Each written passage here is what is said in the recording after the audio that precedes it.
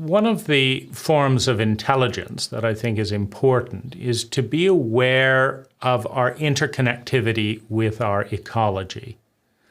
None of us exist for even a minute without the tremendous support of the ecological world around us. And in a healthy and sustainable relationship, the impulse is to give something back, meaning there are so many gifts that we receive from the earth.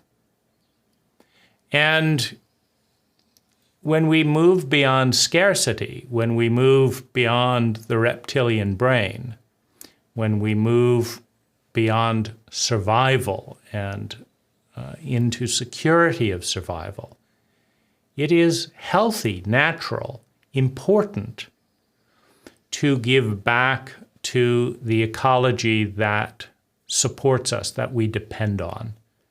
And one of the imbalances currently on the planet today is the carbon-oxygen imbalance. In other words, that with burning down trees for hamburgers, with poisoning trees with acid rain, with cutting down trees for roads, with cutting down trees for houses, the average Westerner needs to plant 1,000 trees in order to offset this carbon footprint.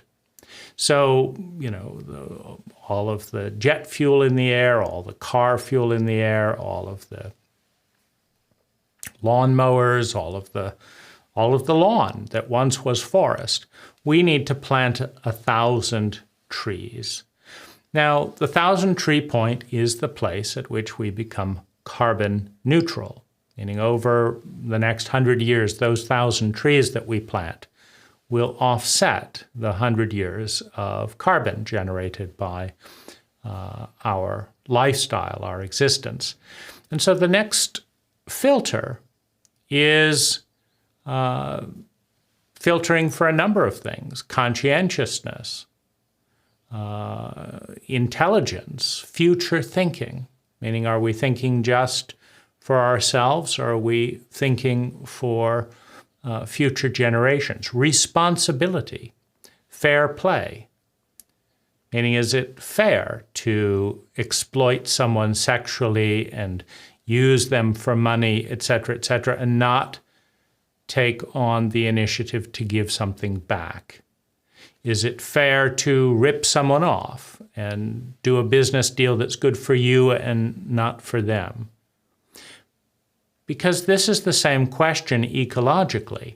Is it fair to consume so much meat, to create so many chemical compounds, to generate 100 tons of garbage over the course of a lifetime? Is that balanced? Is that sustainable? And is that okay with you? And so the next filter is the willingness to plant 1,000 trees. And to pass this filter, you can do one of three things. You can plant 1,000 trees and show the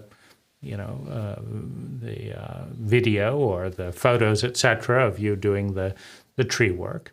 You can show a receipt of a $1,000 donation to a reforestation project that, for example, Team Trees is a place that I've given,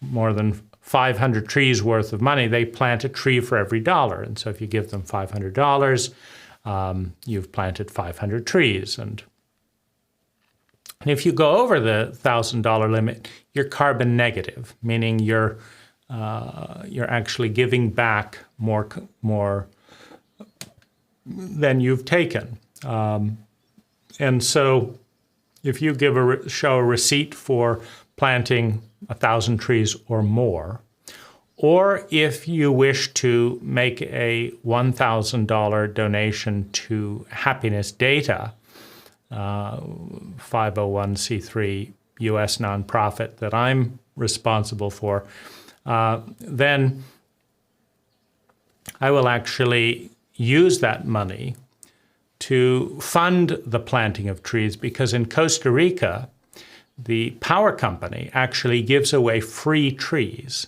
free native trees of a number of diverse varieties.